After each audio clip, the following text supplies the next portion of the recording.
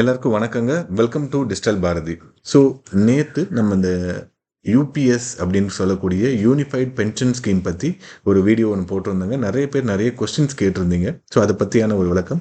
அதுக்கு முன்னாடி இந்த யூபிஎஸ் அப்படின்றது இப்போ சென்ட்ரல் கவர்மெண்ட்ல இன்ட்ரடியூஸ் பண்ணியிருக்கிறாங்க. இதை எல்லா ஸ்டேட் கவர்மெண்ட்டும் சீக்கிரத்தில் அடாப்ட் பண்ணிப்பாங்க. இப்போ மகாராஷ்டிரா கவர்மெண்ட் அடாப்ட் பண்ணியிருக்காங்க. ஸோ எலெக்ஷன் ஒரு முக்கியமான காரணமாக இருக்கும் இந்த பென்ஷன் வந்ததுக்கு.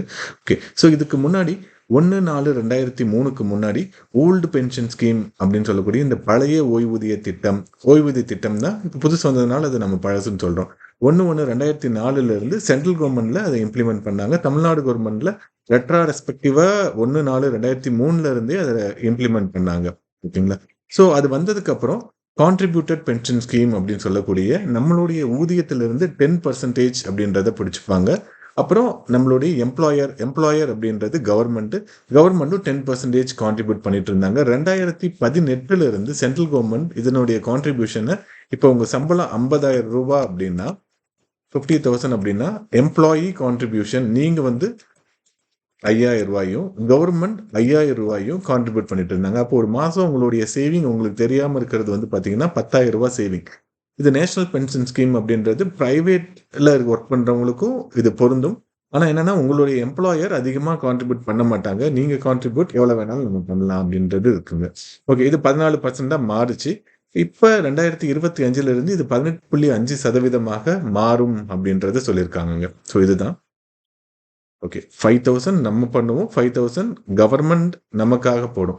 இந்த பணம் ஒரு 30 வருஷம் 35 வருஷம் கழிச்சு ஒரு பெரிய அமௌண்ட்டா வரும்.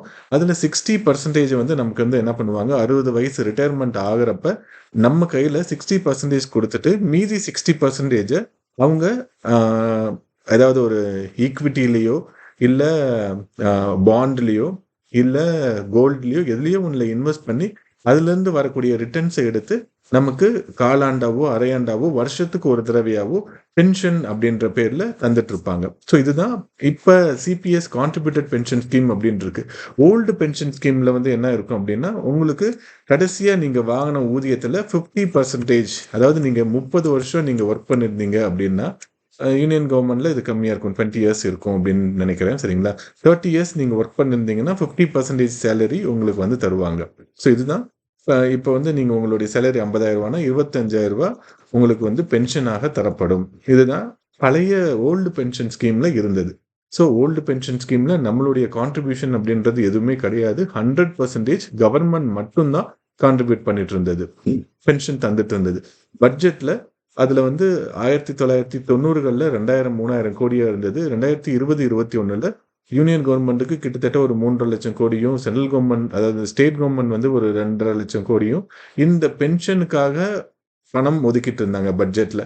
இது அதிகமாக இருக்கிறதுனால தான் இந்த சிபிஎஸ் அப்படின்னு சொல்லக்கூடிய ஸ்கீம் 2003 பட்ஜெட்ல கொண்டு 2004 இம்ப்ளிமெண்ட் பண்ணாங்க. சரிங்களா? ஓகே.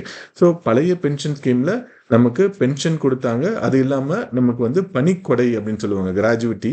அந்த கிராஜுவிட்டி தந்தாங்க. அப்புறம் நமக்கு இந்த கம்யூட்டேஷன் அப்படின்னு சொல்லுவாங்க. நம்மளுடைய வாங்கக்கூடிய ஓய்வூதியத்துல 15 வருஷத்துக்கு நம்ம எவ்வளவு வாங்குவோமோ அதை 1/3 ஆரம்பத்திலேயே நம்ம கையில தந்துருவாங்க. இப்ப ஒருத்தர் பழைய ஓய்வூதிய திட்டத்துல இருக்கிறாரு அப்படின்னா, அவர் ரிட்டையர் ஆகிறாரு அப்படின்னா அவருக்கு நிறைய பெனிஃபிட் இருக்கும். என்னென்ன பெனிஃபிட் இருக்கும் அப்படின்னு பாத்தீங்கன்னா, அவருக்கு பிஎஃப் அவர் ஏற்கனவே கட்டியிருப்பாரு. அந்த பிஎஃப் பணம் அவர் கைக்கு வரும். பிஎஃப் அப்படின்றது நம்மளுடைய சேலரில இருந்து கான்ட்ரிபியூட் பண்றது. அது நமக்கு தான் ஃபுல்லுமே வரும். சரிங்களா? இதுக்கும் பென்ஷனுக்கும் எந்த சம்பந்தமும் கிடையாது. பழைய பென்ஷன் ஸ்கீம்ல இந்த பிஎஃப் அப்படின்றது இருந்தது. ப்ராவிடென்ட் ஃபண்ட் இருந்தது. பிரைவேட்ல இருக்கிறவங்களுக்கு இது இருக்கும். அது இல்லாம கிராஜுவிட்டி அப்படின்றது இப்போ மேக்சிமம் ஒரு 20 lakhs வரைக்கும், இப்ப 25 லட்சம் நினைக்கிறேங்க. ஸோ அந்த அளவுக்கு நம்மளுடைய 16 மாச சம்பளம், கடைசி 16 மாச சம்பளத்தை அரசாங்கம் உங்களுக்கு தந்துடும். இது எல்லாமே டாக்ஸ் ஃப்ரீ. இது இல்லாம டிசிஆர்ஜி, அதான் நம்ம தமிழ்நாடு கவர்மெண்ட்ல டிசிஆர்ஜி அப்படின்னு நம்ம சொல்லுவோம். இதுல கம்யூட்டேஷன் அப்படின்னு ஒண்ணு இருக்கும். இந்த கம்யூட்டேஷன் படி நீங்க வாங்கக்கூடிய சம்பளம், அதாவது உங்களுடைய லாஸ்ட் வாங்கக்கூடிய நம்ம சம்பளம் இருக்கு இல்லைங்களா? ஸோ அதுல நம்ம கால்குலேட் பண்றப்ப வரக்கூடிய பென்ஷன் 30,000 ரூபாய் இருக்கு அப்படின்னா, அந்த 30,000 ரூபாயில 10,000 ரூபாய நம்ம என்ன பண்ணுவோம், 15 வருஷத்துக்கு 12 மாசத்துக்கு எவ்வளவு பணம் வருதோ அந்த பணத்தை நம்ம முன்னாடியே வாங்கிக்கலாம். அது நம்ம பென்ஷன்ல நம்ம வாங்கக்கூடிய பணம் 2/3 மட்டும்தான் வாங்கிட்டு இருப்போம். ஸோ 15 வருஷம் உங்களுக்கு வட்டி இல்லாத கடன் கவர்மெண்ட் தருது. அந்த ஃபெசிலிட்டி இருந்தது. இது இல்லாம நமக்கு வேற என்ன இருந்தது அப்படின்னா, லீவ் சரண்டர் அப்படின்னு சொல்லுவாங்க. ஸோ ஒரு கவர்மெண்ட் எம்ப்ளாயிக்கும் உங்களுக்கு ஒரு வருஷத்துக்கு 30 ஏர்ன்ட் லீவ் அப்படின்றது வரும். ஏர்ன்ட் லீவ் அப்படின்றது நீங்க அந்த பணத்த இப்ப அந்த ஃபெசிலிட்டி இல்ல. அதாவது இந்த லீவ நீங்க எடுக்கலாம். எடுக்கலாம போனா அப்படின்னா, கவர்மெண்ட் கிட்ட குடுத்துட்டு அந்த 30 நாட்களுக்கு உண்டான சம்பளத்த நீங்க வாங்கிக்கலாம். சரிங்களா? இதான் வந்து ஏர்ன் லீவ் சரண்டர் அப்படின்னு நம்ம சொல்லுவோம். ஸோ இது வந்து ஒருத்தர் 240 நாள் அவங்க கவர்மெண்ட் பண்ண முடியும். அதாவது நீங்க ஒரு 30 வருஷம் நீங்க இருக்கிறீங்கன்னா, அசால்ட்டா இது வந்து 240 நாள் சேர்ந்துரும். அதாவது இப்ப ஒரு ஒரு வருஷத்துல ஒரு 30 நாள் வருது அப்படின்னா, அந்த 30 நாள்ல சரண்டர் பண்ணிட்டு அப்பயே நம்ம வாங்கிக்கலாம். இல்ல நான் ஒரு வருஷம் சரண்டர் பண்ணாம இருக்கிறேன் அப்படின்ட்டு நம்ம அக்குமுலேட் பண்ணிக்கிட்டே இருக்கிறப்ப, கடைசியா ரிட்டயர் ஆகுறப்ப நமக்கு 240 டேஸ் இருந்ததுன்னா, அந்த 240 டேஸ மொத்தமும் உங்களுக்கு கவர்மெண்ட் பணமாக திரும்ப தந்துரும். இது இல்லாம 180 டேஸ் அன்ஏர்ன்டு லீவ் அப்படின்னு சொல்லுவாங்க. So unearned leave on private affairs அப்படின்னு சொல்லுவாங்க. இதுல 50% சேலரியும் தந்துருவாங்க 90 டேஸ்.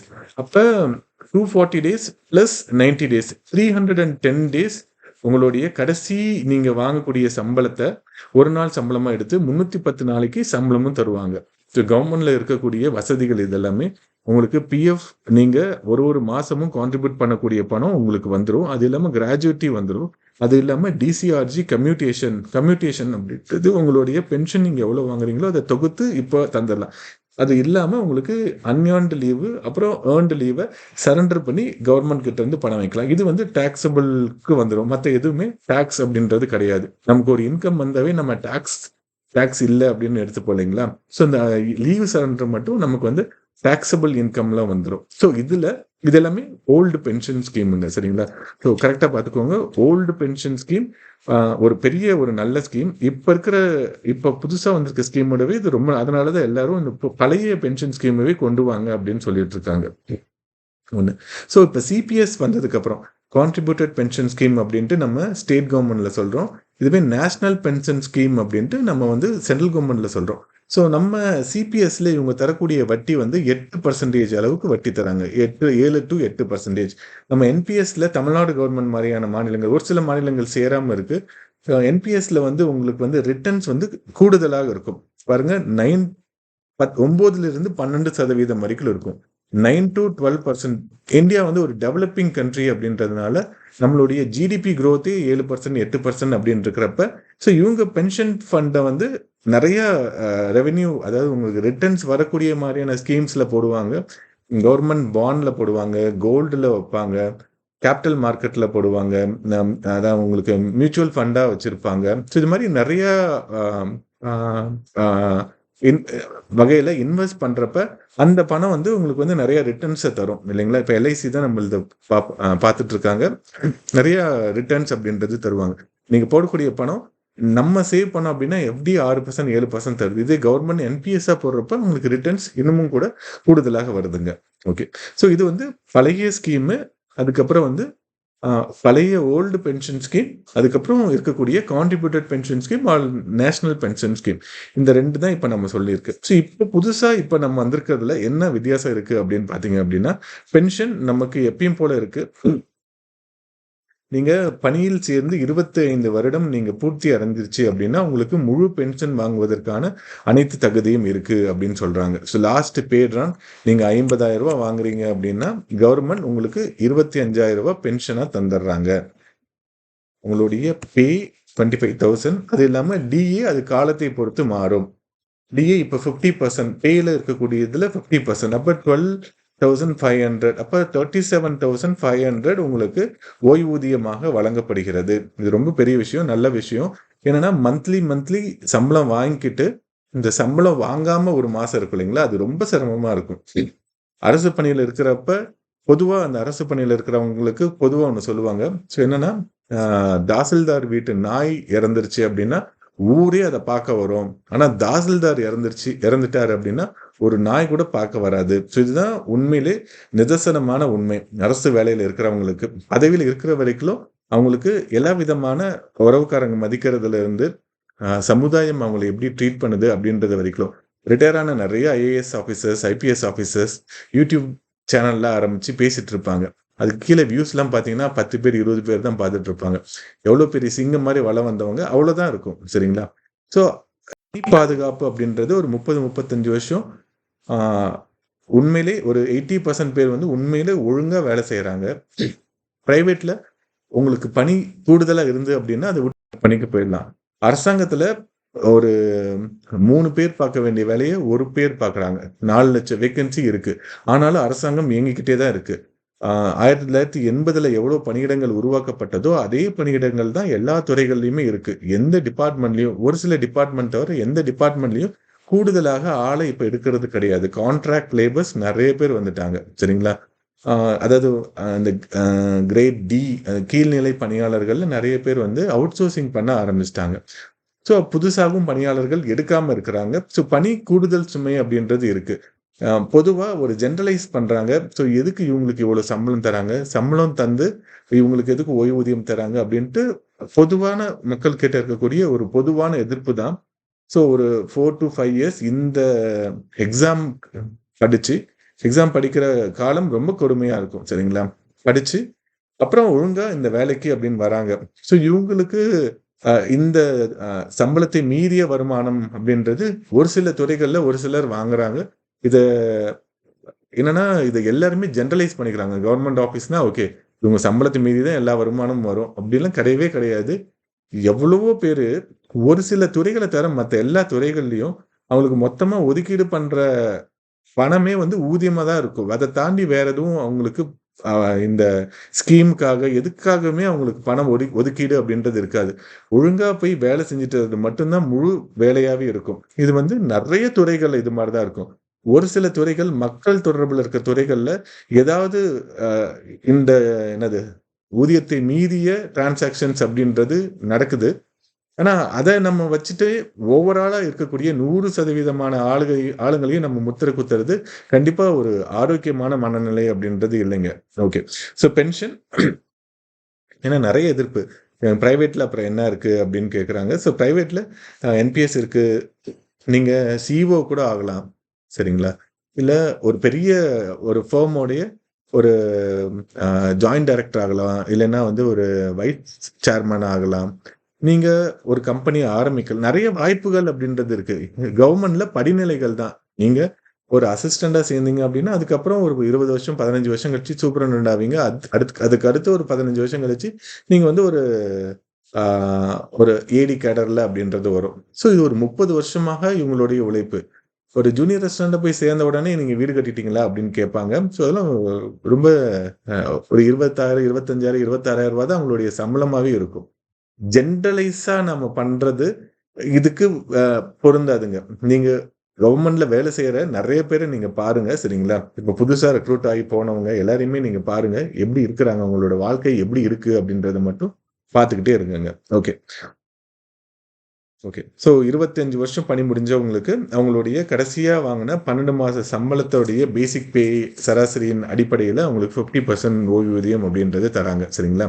ஓகே. ஸோ இதை இந்த கால்குலேஷன் அப்படின்றது போட்டிருக்கு பாருங்க. 42,000 அவங்களுடைய சேலரி அப்படின்றத வாங்குறாங்க. ஸோ அதன்படி பார்க்குறப்ப அவங்களுக்கு வந்து 41 அதாவது அந்த 12 மந்த்ஸ் அப்படின்னு நம்ம எடுக்கிறப்ப கொஞ்சம் குறைவா வரும். பேசிக்கா நமக்கு லாஸ்ட் பேட்ரான வச்சு நம்ம ஈஸியா அதை வந்து நம்ம எடுத்துடலாங்க. ஓகேங்களா? ஓகே. ஸோ 50% தொகை அப்படின்றது அவங்களுடைய லாஸ்ட் சேலரியிலிருந்து எடுக்கிறது. இதுக்கு பிளஸ் டிசிஏ அதாவது நமக்கு ஒரு டிஏ அப்படின்றது தராங்க. சரிங்களா? பஞ்சப்படி அப்படின்றதும் தராங்க. டிஏ அப்படின்றது இன்ஃபிளேஷனை பொறுத்து மாறிட்டே இருக்கும். பே பிளஸ் டிஏ தான். ஸோ அதை நம்ம கன்சிடர் பண்ணணும். ஓகே. ஃபேமிலி பென்ஷன் அப்படின்றது அரசாங்க வேலையில் இருக்கிறவங்க முன்னாடி வந்து பதவியில் இருக்கிறப்ப இறந்துட்டாங்க அப்படின்னா 5 இயர்ஸ் அவங்க இருந்துட்டாவே போதும். அவங்களுக்கு கம்யூட்டேஷன் அப்படின்றதெல்லாம் தந்துட்டு இருந்தாங்க. அதாவது இந்த பணிக்கொடை அப்படின்றதெல்லாம் தந்துட்டு இருந்தாங்க. ஸோ இப்போ புது பென்ஷன் ஸ்கீம்ல அதாவது அந்த கான்ட்ரிபியூட்டட் பென்ஷன் ஸ்கீம்ல அதெல்லாம் எதுவுமே சொல்லலை. இந்த யூபிஎஸ்ல கூட அவங்களுக்கு லம்சம் அப்படின்றது தராங்களா அப்படின்றது இன்னும் கூட தெளிவாகலை. இடையில இறந்துட்டாங்க 10 இயர்ஸ்க்கு முன்னாடியே இறந்துட்டாங்க அப்படின்னா 10 இயர்ஸ்க்கு அப்புறமா இருந்தாங்கன்னா அவங்களுக்கு ஃபேமிலி பென்ஷன் இருக்கு அப்படின்னு சொல்றாங்க. ஓகே. ஸோ ஓய்வூதியதாரர் இறந்து விட்டார். அவருடைய ஊதியத்தில் 60% தராங்க. நம்ம இப்போ ஆரம்பத்தில் 50,000 ரூபாய் அவங்களுடைய பேசிக் பேவா இருக்கு அப்படின்னா 50,000 அவருக்கு ஓய்வூதியம் எவ்வளோ வரும் அப்படின்னா 25,000 ரூபாய் வரும். சரிங்களா? ஸோ இந்த இதில் 60% ஆஃப் 25,000. ஸோ எவ்வளோ வருது? 2,500 இன்ட்டு 15,000 வருது. ஸோ 15,000 இதுக்கு டிஏ போடுவாங்க. 50%. இப்போ 50% டிஏ இருக்கு. 50% ஆஃப் 15,000 ரூபா. ஸோ இப்போ 7,500 ரூபா வரும். ஓகேங்களா? இல்லை அப்படின்னா ஒரு 25,000 ரூபா ப்ளஸ் அவருக்கு வந்து 12,500 ரூபா வாங்குவார் உயிரோடு இருந்தால். அவர் இறந்துட்டாங்கன்னா அவங்களுடைய கணவனோ இல்லது மனைவியோ இல்லை அவங்க குழந்தைகளோ யாராவது வாங்குவாங்க. குழந்தைகள்லாம் 25 வயது வரைக்கும் இருக்கிறவங்க குழந்தைகளை, அவங்க மென்டலி ரிட்டார்டாக இருந்தால் அந்த குழந்தைங்க இருக்கிற வரைக்கும் அப்படின்றதையும் தராங்க. சரிங்களா? ஓகே. அடுத்து ஃபேமிலி பென்ஷன் அவங்களுக்கு டிஏவும் சேர்த்து தான் தராங்க அப்படின்றதையும் சொல்லியிருக்காங்க. லம்சம் பேமெண்ட்டு இப்போ நான் முன்னாடி சொன்ன மாதிரி அவங்க ஓல்டு பென்ஷன் ஸ்கீம்ல இருந்தாங்க அப்படின்னா அவங்களுக்கு நிறைய வாய்ப்புகள் இருக்கு. அதாவது முன்னாடி சொன்ன மாதிரி பிஎஃப் அவங்க அமௌண்ட் அப்படின்றது வரும், கிராஜுவிட்டி வரும், அதுக்கப்புறம் வந்து கம்யூட்டேஷன் அப்படின்றது இருக்கு, அப்புறம் லீவ் சரண்டர். இப்பயும் கூட லீவ் சரண்டர் இருக்கு. சரிங்களா? லீவ் சரண்டர் இது மாதிரி நிறைய இருக்கு. ஆனா இப்போ வந்து இவங்க வந்து என்ன சொல்றாங்கன்னா இந்த லம்சம் அமௌண்ட் மட்டும்தான் இருக்கு அப்படின்னு சொல்லியிருக்கிறாங்க. கிராஜுவிட்டி இப்பயும் கூட கிடையாது. இப்போ இருக்கிறதுல கிராஜுவிட்டி அப்படின்றத தனியா இவங்க சொல்லலை. அதுக்கு பதிலாக தான் லம்சம் அப்படின்றது சொல்லியிருக்கிறாங்க. சரிங்களா? ஓகே. ஸோ அவங்க கடைசியா வாங்கக்கூடிய சேலரி வந்து 42,000. அதுக்கு டிஏ வந்து 21,000 அப்படின்னா இதுல 10% அப்படின்னு பாத்தீங்க அப்படின்னா 63,000 ரூபாயில 10% 6,300 ரூபா. ஓகேங்களா? ஸோ 6,300 ரூபா அவர் வந்து 10 வருஷம் வேலை செஞ்சிருக்கிறாரு அப்படின்னா இதை ஹாஃப் இயர்ஸா நம்ம பாக்குறப்ப 20 ஹாஃப் இயர்ஸ் இல்லைங்களா? அப்ப என்ன சொல்லியிருக்காங்க? 20 ஹாஃப் இயர்ஸ்னா 20 இன்ட்டு 6,300 அதை நம்ம போட்டிருக்கோம். 1,26,000 அப்படின்றது வரும் 10 வருஷமா வேலை செஞ்சவங்களுக்கு. ஸோ ரொம்ப கம்மி தான். லம்சம் அமௌண்ட் அப்படின்றது ரொம்ப குறைவாக தான் இப்பயும் கூட வந்துட்டு இருக்குங்க.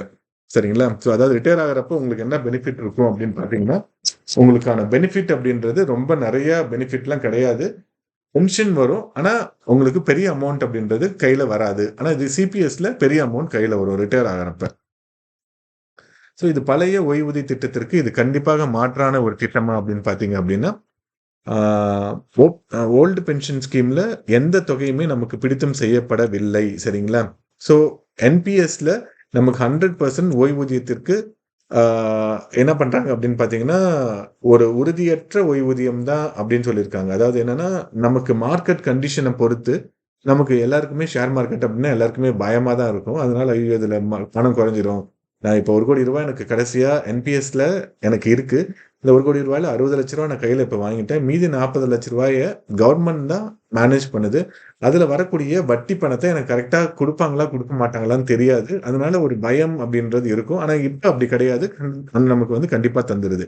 முன்னாடி இந்த ஓல்டு பென்ஷன் ஸ்கீம்ல ஓய்வூதியம் வாங்கணும் அப்படின்னா 20 இயர்ஸை வந்து பணிக்காலமாக இருந்தது. இப்போ 25 இயர்ஸா அதை எடுத்துட்டு இருக்காங்க. இதுவே நம்ம ஸ்டேட் கவர்மெண்டா இருந்தது அப்படின்னா தமிழ்நாடு கவர்மெண்ட்டை பொறுத்த வரைக்கும் நீங்க 30 வருஷம் ஒர்க் பண்ணிட்டீங்க அப்படின்னாவே உங்களுக்கு ஃபுல் பென்ஷன் நீங்க எலிஜிபிள் ஆவீங்க. ஸோ 30 இயர்ஸ் இருந்த நிறைய பேர் வந்து விஆர்எஸ் வாங்கிட்டு வெளியே வருவாங்க. சரிங்களா? ஓகே.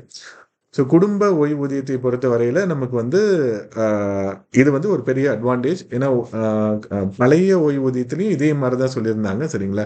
ஓல்டு பென்ஷன் ஸ்கீமில் இதே மாதிரி குடும்ப ஓய்வூதியம் ஃபேமிலி பென்ஷன் அப்படின்றது இருந்தது. அதில் இறந்துட்டாங்க அப்படின்னாலும் அவங்களுக்கு வந்து வரும். ஆனால் இதில் 10 இயர்ஸ் கம்ப்ளீட் ஆயிருக்கணும், அதுதான் ஒரு கண்டிஷன். அதுக்கு இவங்க என்ன பண்ண போகிறாங்க அப்படின்னு தெரியல. அதாவது ஒரு அரசு ஊழியர் பணியில் சேர்ந்து 10 வருடத்திற்கு மேலே பணிபுரிந்து இறந்துட்டாங்கன்னா அந்த குடும்பத்திற்கு குடும்ப ஊதியம் இருக்கும் அப்படின்னு இப்போ சொல்லியிருக்கிறாங்க. ஆனால் இது வந்து 10 வருடத்திற்கு இடையில இறந்துட்டார் அப்படின்னா என்ன ஆகும் அப்படின்றத இன்னும் இவங்க கிளாரிஃபை பண்ணலை. ஓகேங்களா? ஸோ இதில் நிறைய பேர் நமக்கு கமெண்ட்ஸில் கொஸ்டினாக சிலது கேட்டிருந்தாங்க. சரிங்களா? ஸோ அந்த கொஸ்டினுக்கான ஆன்சரா, so why central government does not want to implement old pension scheme for central government எம்ப்ளாயிஸ்னா நோ மணி. ஏன்னா சென்ட்ரல் கவர்மெண்ட் தான் 100% பேர் பண்ணணும். 100% அவங்க எவ்வளோ பணம் அவங்களுக்கு ஓய்வூதியமாக தராங்களோ இப்போ இப்பயும் வந்து சிபிஎஸ் அல்லது என்பிஎஸ்ன்னு சொல்லக்கூடிய கான்ட்ரிபியூஷன் அப்படின்றது இன்னும் கூட இருக்கு. எம்ப்ளாயியோடைய கான்ட்ரிபியூஷன் நாம் ஏற்கனவே சொன்ன மாதிரி 10% எம்ப்ளாயி பண்றாங்க அப்படின்னா எம்ப்ளாயரும் பண்றாங்க. இப்போ வந்து 18.5% பண்றாங்க. 50,000ல 18.5%. சரிங்களா? ஸோ கிட்டத்தட்ட ஒரு 8,500 ரூபா பண்றாங்க அப்படின்னு வச்சுக்கோங்களேன். என்ன ஆயிடுது? இந்த 2 அமௌண்ட்டும் சேருது. இது ஒரு மாசத்துக்கு தான். ஒரு மாசத்துக்கு ஒரு 14,000 ரூபாய் அப்படின்னு வருது. அப்போ ஒரு வருஷத்துக்கு எவ்வளவு வருது அப்படின்னு பாருங்க. அவருடைய மொத்த ஆயுள் ஒரு 35 வருஷம் இந்த சர்வீஸ் இருக்கு அப்படின்னா 35 வருஷத்துக்கு எவ்வளவு வருது அப்படின்னு பாருங்க. அப்ப எவ்வளவு பெரிய அமௌண்ட்டை ஒரு கார்பஸா நம்ம ஜென்ரேட் பண்ணி வச்சிருக்கோம். அந்த பணத்துல இருந்து தான் அதுல வரக்கூடிய வட்டியை தான் எடுத்து நமக்கு இப்போ ஓய்வூதியமா தரப்போறாங்க. ஸோ இதை நீங்க கண்டிப்பா கன்சிடர் பண்ணுங்க. சரிங்களா? இதுல ரொம்ப நீங்க உங்களுக்கு ஃபினான்ஷியல் லிட்ரேட்டா இருந்தீங்க அப்படின்னா என்பிஎஸ்சியை கூட நான் எடுத்துக்கிறேன். எனக்கு இப்போ சொல்லியிருக்கக்கூடிய யூபிஎஸ் வேண்டாம் அப்படின்னு சொல்றதுக்கு கூட வாய்ப்புகள் இருக்குங்க. ஸோ அதுவும் நான் ஏன் அப்படின்றத சொல்றேங்க. Okay okay. ஸோ என்னன்னா இந்த யூபிஎஸ் வந்ததுனால இந்த மினிஸ்டர்ஸு அதுக்கப்புறம் வந்து எம்பிஸ் எம்எல்ஏஸ்க்கும் இதெல்லாம் பொருந்துமா அப்படின்னா அவங்களுக்கு பொருந்தவே பொருந்தாது. சட்டத்தை போடுபவர்களே அவர்கள் தான். அவங்களுக்கு தேவையான சட்டத்தை அவங்க ஆல்ரெடி போட்டாங்க. சரிங்களா? ஒரு எம்எல்ஏ ரிட்டையர் ஆறாரு அப்படின்னா அவருக்கு 25,000 பென்ஷன் அப்படின்றது வந்துடும். அது 2 முறை எம்எல்ஏவா இருந்தால் ஒரு முறைக்கும் 2,500 அப்படின்னு கூடும். அவர் 6 முறை இருந்தால் 6 × 2,500 + 25,000. ஸோ அவங்க பென்ஷன் வேற, இந்த பென்ஷன் வேற. சரிங்களா? இதை வச்சு நம்ம எதுவும் குழப்பிக்க வேண்டாம். எல்லாமே இப்போ கேட்பாங்க. என்னன்னா நம்ம அரசியல்வாதிகளை பார்த்து கேட்கறது, உங்களுக்கு மட்டும் பென்ஷன் இருக்கு எங்களுக்கு இல்லை அப்படின்ட்டு தான் நம்ம இவ்வளோ நாளாக 20 வருஷமா கேட்டுட்டு இருந்தாங்க. சரிங்களா? ஸோ இப்போ கொடுத்துருக்காங்க. அவங்களுக்கு ஆரம்பத்துல இருந்தே இருக்கு. அதே மாதிரி மிலிட்ரியில் இருக்கிறவங்களுக்கும் ஒன் நேஷன் ஒன் பென்ஷன் இருக்கு இல்லைங்களா? So one post one pension அப்படின்றது அவங்களுக்கும் பென்ஷன் அப்படின்றது இருக்கு. அதே மாதிரி வெஸ்ட் பெங்கால் கவர்மெண்ட்ல பென்ஷன் வந்து ஆரம்பத்துல இருந்து இப்போ வரைக்கும் ஓல்டு பென்ஷன் ஸ்கீமே தான் இருக்கு. அதை தாண்டி இப்போ நிறைய இப்போ ஆந்திர பிரதேஷ்ல அதுக்கப்புறம் வந்து ஹரியானா ஒரு சில ஸ்டேட்ல இப்போ உத்தராகண்ட் இது மாதிரியான மாநிலங்கள்ல இந்த பென்ஷன் ஸ்கீம்ஸ் திருப்பியும் எடுத்துட்டு வராங்க. சரிங்களா? ஆந்திராவுடைய மாடல்ல தான் இப்போ இந்த யூபிஎஸ் மாடலே இருக்கு அப்படின்னு சொல்றாங்க. ஓகேங்களா? So okay. இது வரைக்கும் நம்ம கான்ட்ரிபியூட் பண்ண என்பிஎஸ்க்கு கான்ட்ரிபியூட் பண்ண இல்லை சிபிஎஸ்க்கு கான்ட்ரிபியூட் பண்ண அமௌண்ட்டை நம்ம வித்ட்ரா பண்ணிக்கலாமா? வித்ட்ரா நம்மளால வித்ட்ரா பண்ண முடியாது. இனிமேலும் நீங்க கான்ட்ரிபியூட் தான் பண்ண போறீங்க. நீங்க கான்ட்ரிபியூட் பண்ணதுல இருந்து உங்களுக்கு எடுத்து கவர்மெண்ட் திருப்பி தரப்போகுது. சரிங்களா?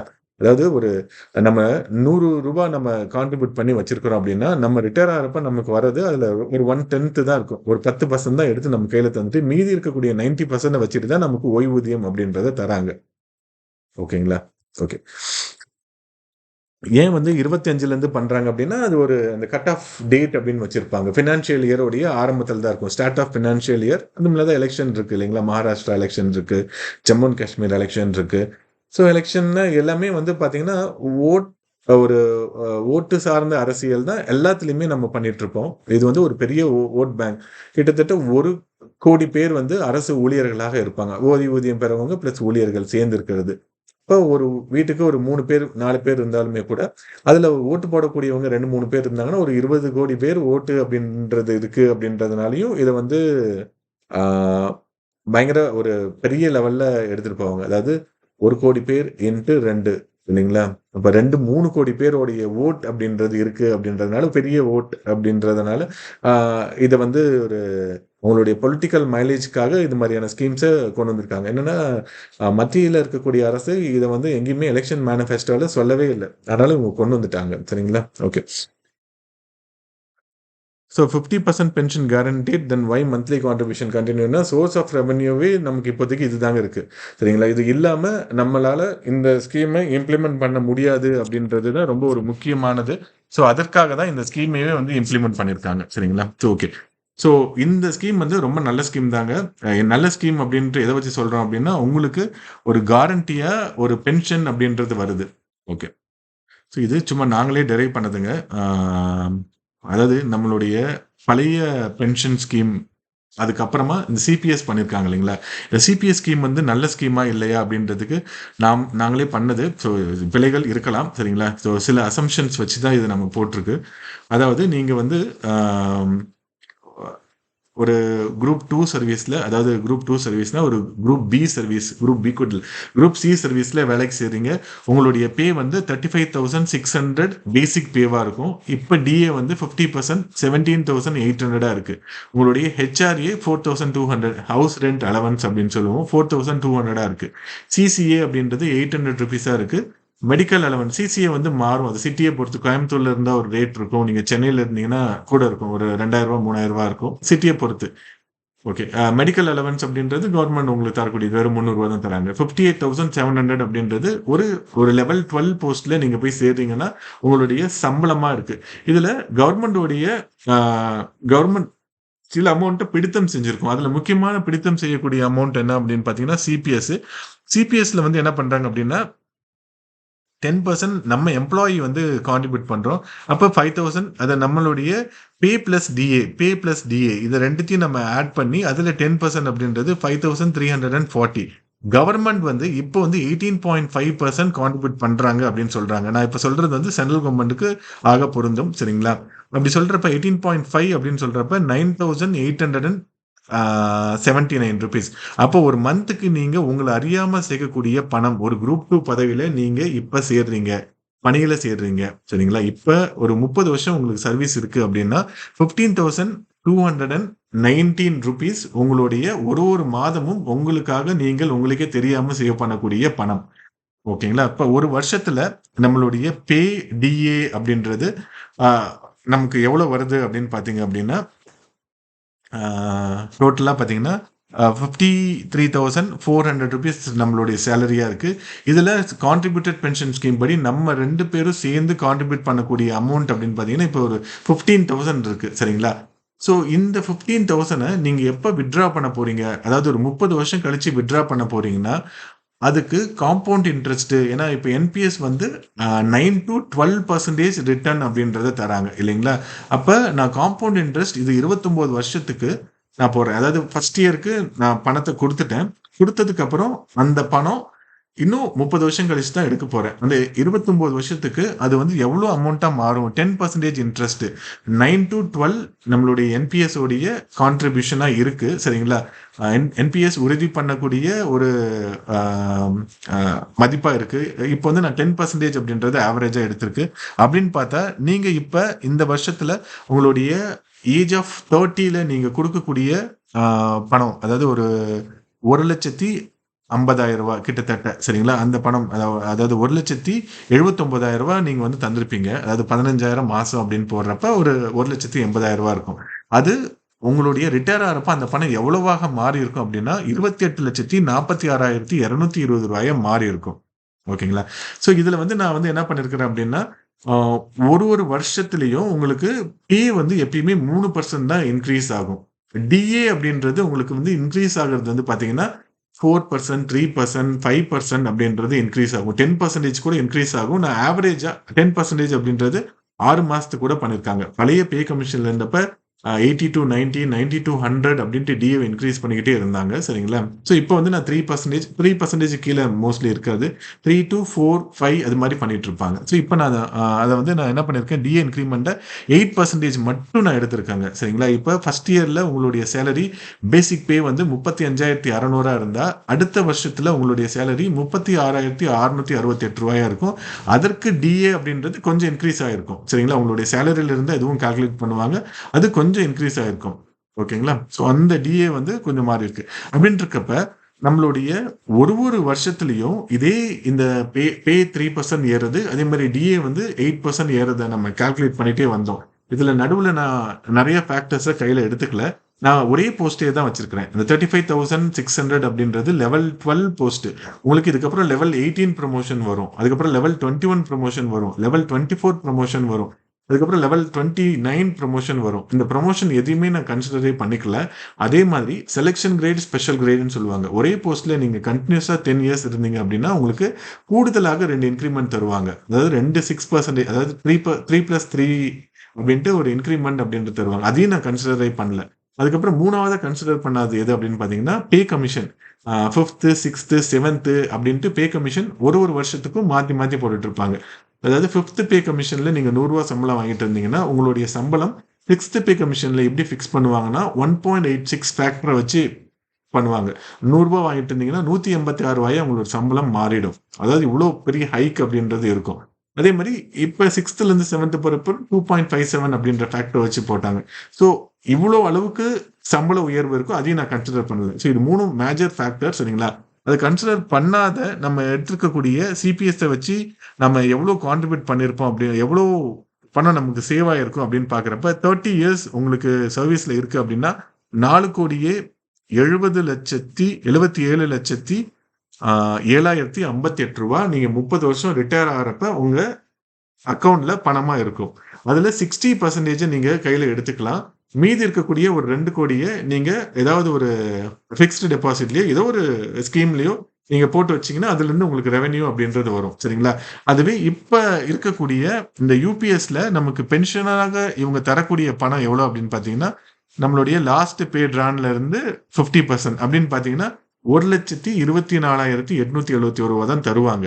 அதுவே இவங்க அதுவும் இல்லாம இவங்க தரக்கூடிய ஃபைனல் செட்டில்மெண்ட் அமௌண்ட்டும் ரொம்ப கம்மியா தான் இருக்கும். இதுல 4 கோடி இருக்குன்னா, இதுல 1/3 தான் தருவாங்க. அதாவது அ 1 அ 10ல் 1 பங்கு தான் தருவாங்க. சரிங்களா? அப்போ வெறும் 40,00,000 தருவாங்க. அது இல்லாம மாசம் மாசம் ரூ. 1,24,000 தருவாங்க.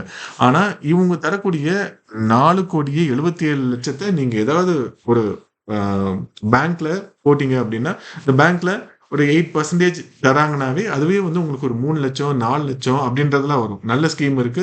அதெல்லாம் நீங்க போட்டீங்கன்னா, உங்களுக்கு ரிட்டர்ன்ஸ் நெறைய தருவாங்க. சரிங்களா? ஸோ ஆனா என்னன்னா, இந்த ஃபைனான்ஷியல் செக்யூரிட்டி அப்படின்றது கிடையாது. ரூ. 4,00,00,000 வருதுன்னா, கண்டிப்பா அ பிள்ளைங்க அப்பாவ கொன்னுட்டு அந்த பணத்த எடுத்துப்பாங்க. சரிங்களா? ஸோ நம்ம வந்து அ நீங்க சொல்றது நமக்கு ரொம்ப வேடிக்கையா, கேலியா இருக்கும். ம். நம்மளுடைய போர்கள் எல்லாமே வந்து எப்படி நடந்தது அப்படின்னா, அப்பாவ கொன்னுட்டு பையன் வர்றது, பையன கொல்றது இதுதான் நம்மளுடைய வரலாறாவே இருந்தது. சரிங்களா? இது தொடர்ந்து வரக்கூடியது தான். ஆ இப்ப கூட நம்ம கவர்ன்மெண்ட் ஆஃபீஸ்ல பார்ப்போம். ஒரு 85 வயசுல இந்த ஸ்கேவெஞ்சர்ஸா தான் இருந்திருப்பாங்க. அவங்கள அழகா சீவி சிங்காரிச்சு ஒரு வருஷமும் அவங்கள கூட்டு வந்து உயிரோட இருக்கிறாங்க அப்படின்றத கண்ல காமிச்சுட்டு கூட்டு போவாங்க. அவங்கள கரெக்ட்டா பாதுகாப்பாங்க. சரிங்களா? ஏன்னா அவங்களுக்கு பென்ஷன் வருது. அந்த பென்ஷன நம்பி வேலையில்லாத ஒரு பெண்ணோ, ஒரு ஆணோ அவங்கள வந்து பாதுகாத்துட்டு இருப்பாங்க. நம்ம இந்த சிபிஎஸ் வந்ததுனால அந்த ஒரே பணம் வரும். நமக்கு வந்து பணத்த ரொம்ப ஈஸியா செலவு பண்ண தெரியும். ஆனா அத ஹார்ட் ஏர்ன் மணியா இருக்கும். அது கஷ்டப்பட்டு சம்பாரிக்கிறது ரொம்ப சிரமம் அப்படின்றது நெறைய பேருக்கு தெரியாது. ஏன்னா நம்மகிட்ட ஒரு தடவ தான் பணம் வரும். சரிங்களா? திரும்ப திரும்பலாம் வராது. கவர்ன்மெண்ட் ஒரு தடவ தான் தரும் செட்டில்மெண்ட்ட. அதனால ஈஸியா செலவு பண்ணிடுவாங்க. இப்ப என்னன்னா இந்த அ உங்களுக்கு இந்த நிதி சார்ந்த ஒரு பேரறிவு இல்ல அப்படின்னா, நம்ம கண்டிப்பா யுபிஎஸ்க்கு போயிரலாம். உங்களுக்கு இருக்கு. கரெக்ட்டா நான் இன்வெஸ்ட் பண்ணுவேன் அப்படின்னு இருக்கிறப்ப, நம்ம வந்து இந்த சிபிஎஸ்லயே அதாவது நம்மளுடைய நேஷனல் பென்ஷன் ஸ்கீம்லயே கன்டின்யூ பண்றதுக்கு கன்டின்யூவும் பண்ணலாம். நல்ல ரிட்டர்ன்ஸ் தராங்க. சரிங்களா? ஸோ அதனால அதையும் கன்சிடர் பண்ணலாம். ஓகேங்க. இதுதான். அ உங்களுக்கு ஏதாவது டவுட் இருந்தது அப்படின்னா, கண்டிப்பா நீங்க மெசேஜ் பண்ணுங்க. அதாவது கமெண்ட் பண்ணுங்க. நான் ரிப்ளை பண்றேங்க. ஓகேங்களா? அரசாங்கத்தில அ உங்களுக்கு சம்பளம் அதிகமா தர்றதுனாலயும், ஓய்வூதியம் தர்றதுனாலயும் லஞ்சம் குறையுமானா, கண்டிப்பா லஞ்சம் குறையும். சரிங்களா? ஸோ இது வந்து அ இந்தியா மாரியான ஒரு வளர்ந்து வரக்கூடிய நாட்ல, ஸோ நாங்க இப்ப புதுசா வேலைக்கு சேர்றவங்க வேலையில இருக்கிறவங்க நெறைய பேர பார்க்குறோங்க. எல்லாருக்குமே ஒரு விதமான பயம் அப்படின்றது இருக்கும். ஓகே நம்ம கரெக்ட்டா நம்மளோட வேலை செய்யணும். நம்ம எந்த விதத்திலயும் இந்த வேலைய பறி குடுத்துறக்கூடாது அப்படின்ற ஒரு நம்பிக்கை இருக்கும். ஓய்வூதியமும் எனக்கு தரான். நான் இப்ப 25 வயசுல சேர்றேன். என்னோட லைஃப் 80 வயசு வரைக்கும் இருக்கும் அப்படின்னா, அடுத்த 55 வருஷம் ஒரு நிலையான வருமானம் வருது அப்படின்னு ஒரு நெனப்பு இருந்தது அப்படின்னா, யாரும் எந்த சட்டத்தையும் மீறவும் மாட்டாங்க, உடைக்கவும் மாட்டாங்க. நன்றிங்க.